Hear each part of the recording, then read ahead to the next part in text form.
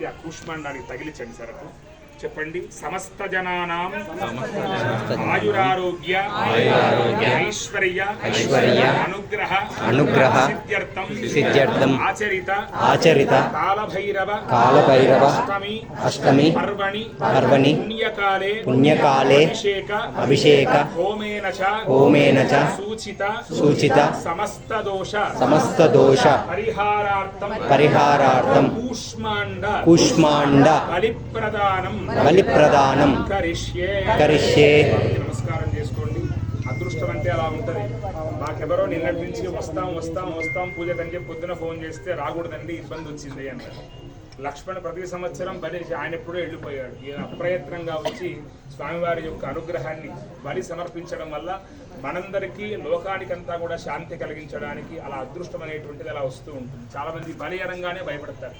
దేవతల తృప్తి కోసం చేసేటువంటిదని మాత్రం మనం గ్రహించాల్సి వస్తుంది. మనం కూడా పొద్దున్న నుంచి దర్శనాలు, పూజలు, హోమాల్లో పాల్గొన్నాం. వాటిలో జరిగిన దోషాలన్నీ కూడా తొలగించమని నమస్కారం చేసుకోండి. మన పెళ్ళి ఒకసారి వేసేసేయండి. రెండు కూడా ఒక వేడితో తగిలిపోయేలా కొట్టేసి మళ్ళీ స్వామివారి ఎదురుకొని అది పెట్టేసేయాలి.